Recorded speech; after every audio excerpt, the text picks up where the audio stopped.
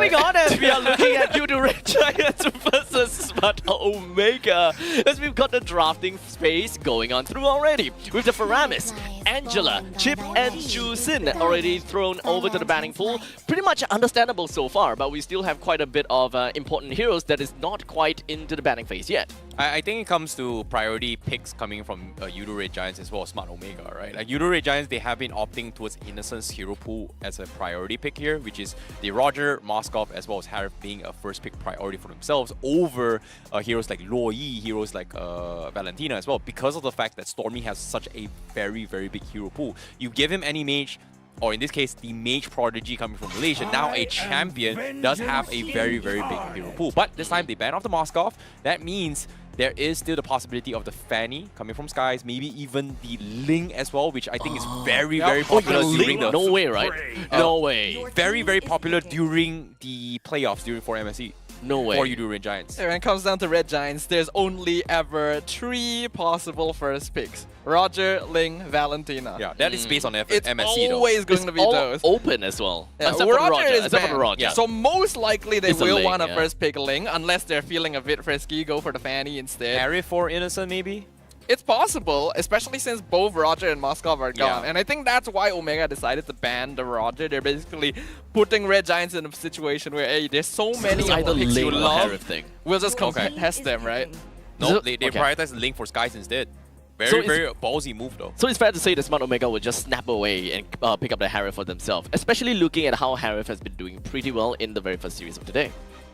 But one thing to worry about with Harif as well is that he can be kind of vulnerable to heroes like Ling. That's the whole reason why Fanny was picked up by BTR in the previous series to counter it as well. So there could be some doubts depending on what Omega is looking for, but grabbing Minotaur can be pretty safe to make sure that Harif at least isn't in too much danger. Okay, so at this point in time, Smart Omega has already set their main 2 core heroes that really tells us what kind of gameplay they want.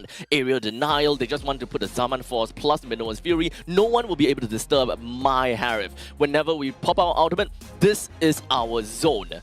Essentially an ultimate game at this point. Yeah, I think it comes down to priority because of how they want to set up the tempo of their compositions, right? Like PH, they have been known for that Ube strategy concept. They love those healings. And Minotaur is great in doing both engaging as well as provide some kind of sustain in their team composition. So Smart Omega going to be prioritizing that is going to be they are comfort pickups, but I feel like I was expecting Smart Omega might be played towards Troll Strike, but no, Red Giants, they bring in the Zask and Terizla. Okay. Wow. So Zask being the first phase pick. I mean, when it comes down to first phase, you will expect heroes that is a lot more on the core side. They make up the fundamental of the team. So what exactly does Zask bring in when it comes down to the fundamental core? He brings a big pain to the backside, basically. It is Fair enough. really annoying to deal with Zask. As anyone who has been playing Pubs recently will tell you, his area denial, his damage over time, forcing you to itemize against him, even if he's the only source of magic damage on the team. Plus, the iframes you get from being able to just jump into your ultimate so that you can avoid heroes like the Fanny, for example. I agree with your point, right? Like when it comes to area denial, Zask back in the days, it's dependent on your deviling, right? Your demonic Nightmarish spawning. spawn. Yeah. On your Darkmarish spawn, first position. But now you don't really need to depend on it. So you have additional jumps because the moment you drop your ult, immediately you can go for a second jump, whichever you position. So that means more precise zone control in your favor. So this is a direct counter over to what Smart Omega is trying to achieve. They want a zone for themselves. So Red Giants would require to go for a counterplay in this case, which would suggest picking up that Terizla as well as the Zask in order to let me reclaim myself back with that penalty zone. And in the meantime, not only you have to deal with a Terizla in your face, I have a Mega Nightmare spawn that is just somewhere. One thing to worry about is the fact that with heroes like Fanny and Harif though, Smart Omega actually has heroes that can quite easily escape from these zones. Like you pop down the Nightmaric Spawn, you pop down the penalty zone, Fanny just flies away regardless, right? So you're still going to need a proper amount of setup, and if Red Giants groups together too hard to play around this AoE, then the Minotaur can punish them as well. So they do still have to properly respect these things. You can see them banning out the Barats to make sure there is no additional catch, because Ling and Fanny have similar problems where they do a lot of damage, but if you catch them, they're just dead. Yeah, and I think now this is a big problem for a Smart Omega, right? Like the whole point of getting this Fanny here is you can punish annoying heroes here, and if he's able to get a very early jump onto Stormy before he gets the Dominus Descent, then okay, it's great.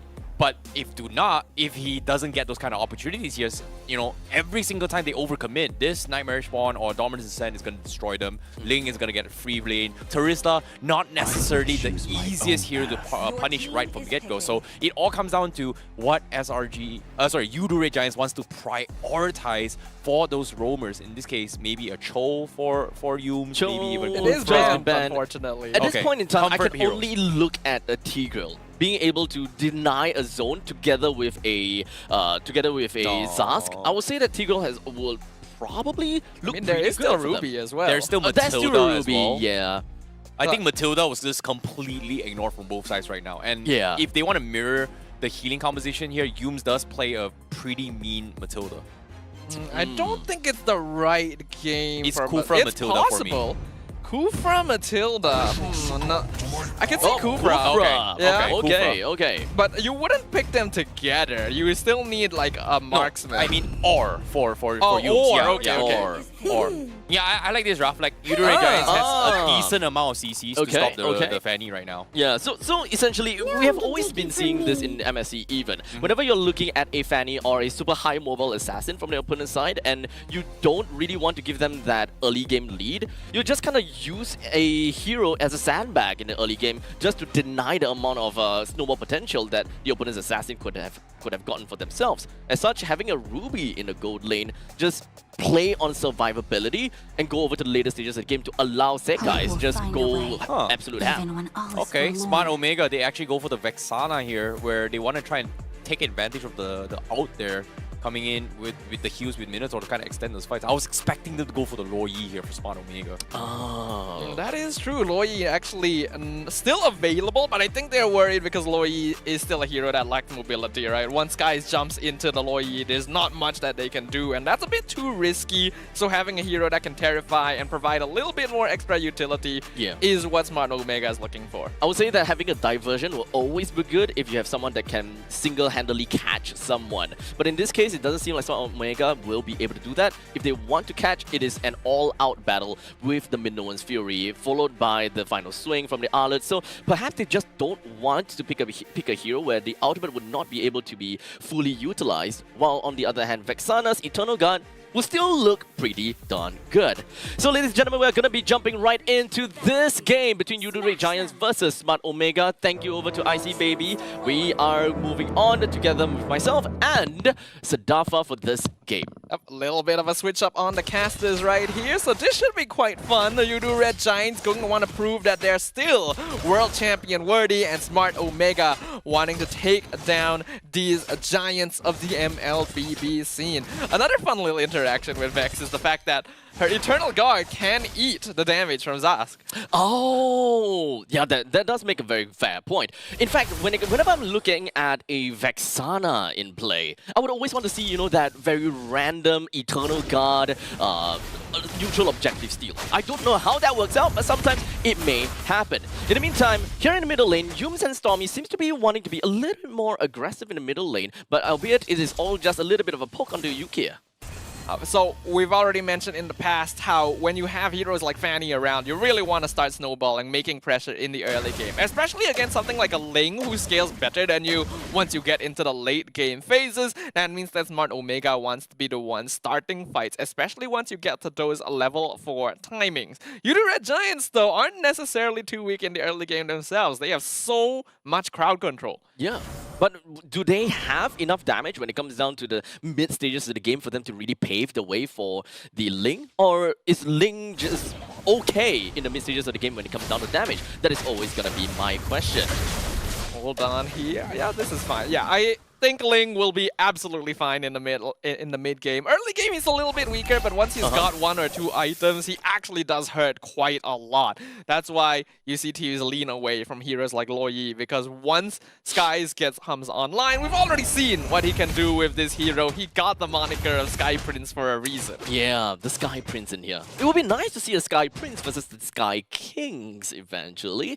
Oh, maybe we'll be able to see that in the later parts of the challenge finals. You guys gotta have to stay tuned to the entirety of SPS Season 5 to watch that. In the meantime, here we have immediately, we do have got the penalty zone. It's just gonna be dropped right out, followed by the Zaman Force. This one, Omega wants to really create this zone, but it doesn't seem like Chakdu will be able to stay in to survive, as Sekai joins in the fray almost immediately, completely abandoning the turtle, taking themselves 2 kills in the bag. Beautifully done there, and this is the signature aggression and coordination from the Red Giants that allowed them to become MSC champs. They knew, and they just went exactly for what they wanted, which was Andoryu. Unfortunately, he was very unlucky there, just getting hard focused by multiple members, and this guy's even picking up a kill on Chaknu. On top of that means that Smart Omega has already lost a little bit of that early game window that they want to play for. This really feels like a game that, at least for the Yurei Giants, is really reliant on the mobility of Sekais to jump into the fray, because it's understandable that when it comes down to Innocent as well as Cram, they are mainly executing more as a bruiser of the team. Yes, well, when you have a Ruby gold lane, they will also build a bit of damage themselves, but you are not... Oh, wow, okay. Oh, wow, down in the bottom lane, completely out of match. We do have Sekai to join into the fray and manages to bring down Jom and Andoryu. Not what we were expecting, especially since the turtle is up top. And one of the reasons why we see Red Giants going for Ruby in the gold lane is for this, right? It means that there is no easy weak lane for Andoryu to get kills off of. And that makes this Fanny's life very difficult. Already 0-2-0, 4 minutes in, 4 kills for the Red Giants. Things are going incredibly one-sidedly. When I talk about global presence, this isn't the kind of global presence that I was expecting and I was mentioning. Yurei Giants have very effectively and effortlessly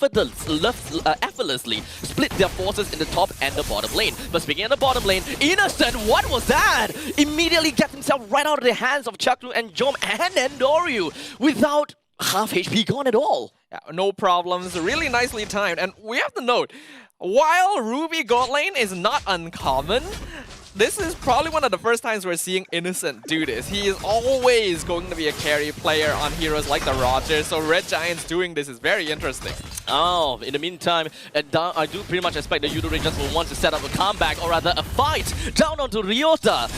Bringing him down almost immediately, but the Dominator's Descent was also used. So quite a bit of ultimate has been used, but at least we still have got the penalty zone as well as the I'm Offended for the upcoming few fights. Control of this game slipping out of the hands of Smart Omega. We can even see Cram down there just yelling at their opponents in the middle of the game. You can see that the mood in the respective player desks are completely opposite.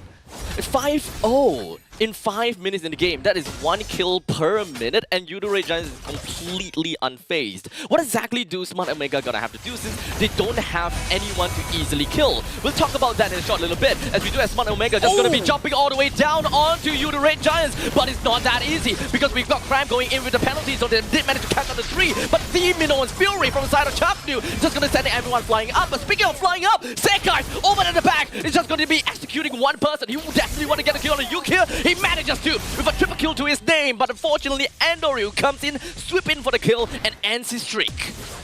Ooh, this is not quite over just yet. Stormy is gonna be the next one down to the hands of Andoryu, and Ryota even continues on onto Yumes, effectively bringing down 5 people in just one single team fight.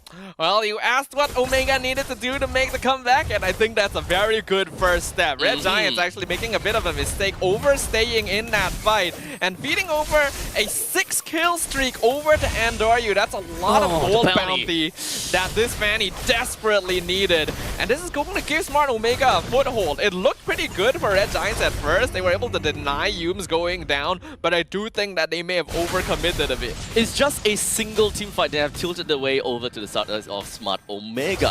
One team fight, 5 kills plus 1 turtle. And we've got the gold completely neck and neck. That's definitely tough. In the meantime, what is that read coming from Crab? Yums joins in as well. They are just going to be getting everything down on the Jom. They used everything that they can. Chapnu was hoping that he will be able to stop all of them before Jom went down, but unfortunately, a tad bit too slow. Really nice sequencing there as well. Having Cram scout the bush with penalty zone because it's a wider AoE so that Yums knows where he needs to target so that they can fully lock down the Harif. Jom, despite being a playmaker that Icy Baby previously identified, being focused very hard by Red Giants and not able to farm safely at all. Essentially a 1 in 3 chance when it comes down to the 3 brushes over at the top. In the meantime, 3-man catch when it comes down to the final slash. Chapnu very briefly sends them up into the air together with the Eternal Guard. Smart Omega, they don't have a lot of outlets to work with at this point in time, not even the Minoan's Fury. So Smart Omega, they gotta have to play within their own box in the middle lane's first tier defense turret. It was actually a really nice setup to final slash into 3-man stun from the side of Omega, but because they're not even actually that behind. I'm surprised that didn't do much damage to Red Giants because they're not actually building very defensively. Even Innocent is going War Axe Hunter Strike, and Cram has War Axe himself. So I would have actually thought that that would do a bit more. I think it really boils down to the raw stats coming in from these fighters itself. That just shows how much hybrid defense they have got just from leveling up. You cannot look down on those. But it also means that the Red Giants can't really afford to look down on Smart Omega too much because these positions are starting to be punished a bit. Ryota has been doing a good job of finding pickoffs with that final slash. They just gotta buy a little bit more time for their cores to actually have the DPS necessary to follow up on it. But what is really gonna be Yudu Red Giants' big break though? Do they really want to go over to the late stages of the game? Can they win Smart Omega in that case? 100%. Like Ling is just one of the ultimate late game assassins you can have. But the mobility that he offers, he's able to scout the map, he's able to split push, he's able to join fights, take objectives easily, jump in, jump out. And it's like, oh, there we go. Down onto the purple buff. It does seem like Yums really want to ensure that Endoryu don't take the purple buff for himself. But unfortunately, Seikai's is the one that is going to be on the receiving end instead. Not only they didn't manage to stop Sekai from getting the purple buff, they killed him down with Cram joining into the coffin as well. It was an interesting choice as well from the Red Giants because it seemed like Skies was looking to steal the purple buff while Innocent and Stormy were taking the Lord on their own. And now Stormy doesn't really have a lot of HP to work with. The Synchro Fission from Jom did manage to tag him a tad bit, but not quite enough to bring him down. We are reaching the point of the game where Smart Omega is actually quite even with the Red Giants in terms of scaling. There's only about a 400 gold difference, which is not too much. And at this stage as well, we can see that Jom has managed to catch up in terms of DPS. The Red Giants have to be somewhat careful. They split their forces in two to try and maximize efficiency across the map, but because of that, they had to deal with a numbers disadvantage. So Skies couldn't actually survive that last fight. With a great amount of damage from the side of Smart Omega when it comes down to pokes, you can pretty much tell that Cram is having a tad bit of issue. In the meantime, Yum to Tyrant's Revenge, Tyrant's Rage, letting down the Jom, completely locking him down and brings him down first. Ryota gonna be the next one onto the chopping block when it comes down to the penalty zone. Locking 2% down is a 1-for-2 trade.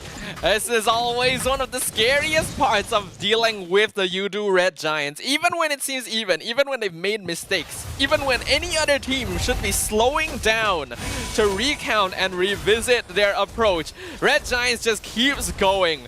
And Yums was able to find Jom out of everyone in that fight. Even, like, the Purify wasn't even used. He just went down so quickly. I'm not too sure whether that was just reservation from the side of Jom or he didn't really quite think about the Purify. Perhaps he's under the safety net of the turret. He thought that he could stay alive a little bit longer. Not too sure. Or maybe it had just come off cooldown. It's a bit hard to say for sure. But that will allow Red Giants to once again control the map. And this is honestly really difficult to deal with because Smart Omega for a moment thought that they finally had the chance to breathe, and then Red Giants just steals it from them again. It really felt as though they managed to kind of chip a little bit onto this impenetrable Giants, but Smart Omega is still racking their brains to really understand what exactly is keeping this giant standing up tall and mighty like that. Is it really gonna have to deal with the front lines of the bruisers, or do they really just have to elongate the team fight altogether? Can they really press ultimate all at the same time? Smart Omega needs to position themselves in a way where they're able to take advantage of Red Giants over aggression, because they know that YRG are going to be jumping at them a lot of the time. Alright, and as for now, middle lane, Stormy doesn't seem like he's having a very good time, as we do have the final slash that did manage to pull Stormy right out of the brush and taken down almost immediately. Ray Giants understands that this is not exactly the fight that they will want to take, but Cram returns it with the penalty zone. Zekai jumped over to the back lines, he will want to take it down to the Chaknu and brings him down almost immediately because of the ticking time bomb off the side of Cram. The fight continues and ensues. Cram is still gonna be in the fight against Ryota with a quick little flicker. He hopes to be able to enlarge the gap a little bit more. He drags 2% down with him, while Sekai is just gonna be back in his own jungle dealing with the purple buff, at least allowing him to still be quite a unit for this upcoming Lord's fight. We're just seeing absolute chaos here. Sky is even sidestepping the final slash. He did manage to bait out the Zaman Force though, and the final slash did not really work out on the Sekais. So that is a very beautiful 1v1 battle that Sekais immediately won. As Smart Omega, they played that well, honestly. They forced out the ultimate from Stormy and then realized he was a little out of position, so they got rid of him straight away and then forced Red Giants to take a fight where they were 4v5. And even despite all of that, Sky is still doing God's work. It's a very good stagger from the side of Ray Giants, allowing Sekais to bring down the Lord all by himself. And now they gotta have to pull themselves back a little bit. Well, in the meantime, top lane, they are looking at a mega wave crashing down onto the inhibitor turret. A very rookie mistake from the side of Smart Omega while they're trying to challenge for the Lord. A really good macro again. So Red Giants setting up the slow push on the top side of the map while they're contesting the Lord on the bottom side of the map. And all of this right after they basically lost the fight in the mid lane. Cram now in the face of Endoryu. It doesn't seem like Endoryu will be able to do much over to the Cram, so it will take a very big 5v5 fight for them to be able to do remotely anything. With the Lord rating crashing down and pillaging whatever that they own, Sekais is down in the bottom lane. He pops to the Tempest of Blade just so that he will be able to iframe out from that final hit from the turret. It allowed him to stay alive for a tad little bit longer for that 1-for-1 jungle trade. All in all, Smart Omega, they didn't really manage to get much out of the Lord itself, but at least 50% of the turrets in the middle lane and the bottom lane in Hib has went down. And Doryu being able to force Skies into a 1-for-1 trade is actually very worth it for Smart Omega, because that Ling is going to make a big difference in this base push, and sacrificing his life basically allowed Smart Omega to make sure they didn't lose any additional towers. Because we have to note, Ling does a lot of damage, but the similar issue to Marksman is that he is very squishy. If he doesn't survive long enough to do it, then a lot of his pressure just gets negated.